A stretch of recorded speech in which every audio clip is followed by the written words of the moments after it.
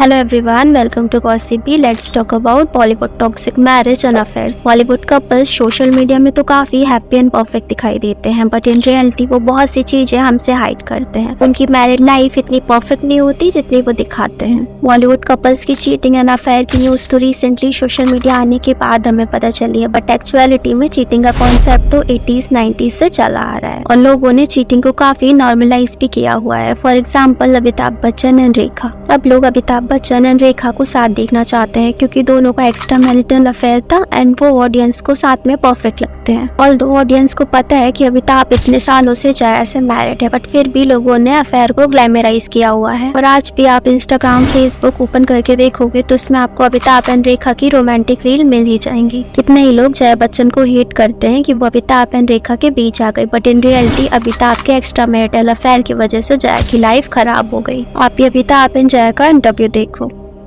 इस इंटरव्यू में साफ दिख रहा है कि अमिताभ बच्चन जया के साथ कॉन्वर्सेशन में इंटरेस्टेड नहीं लगते। ऑल्सो रेखा ने भी सिमी ग्रेवाल के शो में ओपनली अमिताभ से लव का कन्फेशन किया है। सोचो कितना बुरा लगता होगा जया को ये सब देख के। शायद यही रीजन होगा कि जया बच्चन मीडिया के सामने इतना इरिटेटेड रहती हैं।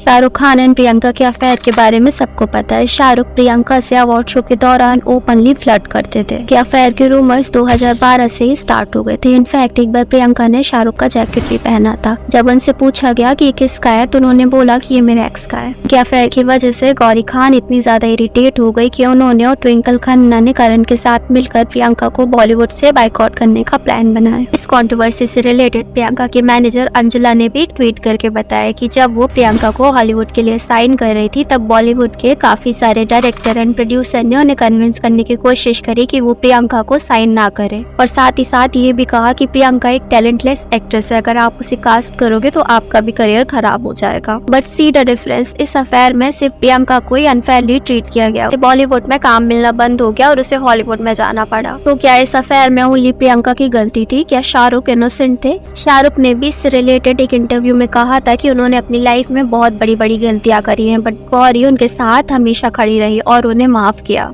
तो क्या बॉलीवुड वाइफ्स को अपनी सेल्फ रिस्पेक्ट प्यारी नहीं है? उन्हें क्या सिर्फ फेम और मनी के पीछे भागना है?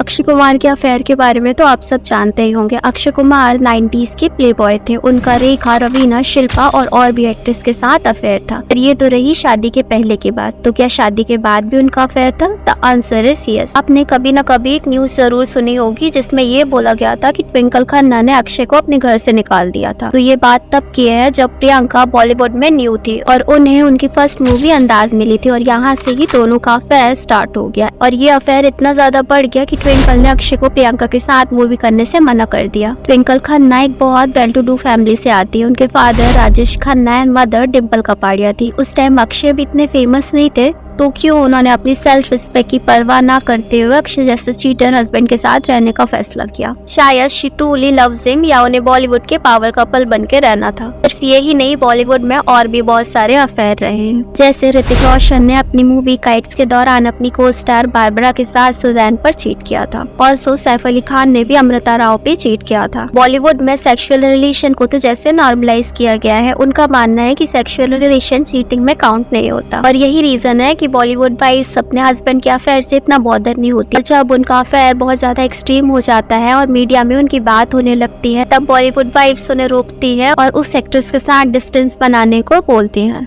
बट चीटिंग में तो दो लोग इन्वॉल्व होते हैं ना। बट आपने कभी नहीं देखा होगा कि चीटिंग के लिए कभी किसी एक्टर को ब्लेम किया जाता हो। हमेशा एक्ट्रेस को ही ब्लेम किया जाता है कि अरे ये तो होम ब्रेकर है, इसने इन दोनों का अच्छा खासा घर तोड़ दिया। आई एम नॉट सेइंग कि इसमें फीमेल की गलती नहीं होती। मेरा ये मानना है कि चीटिंग तो दोनों ने ही की है ना, तो दोनों को इक्वली क्यों नहीं ट्रीट किया जाता?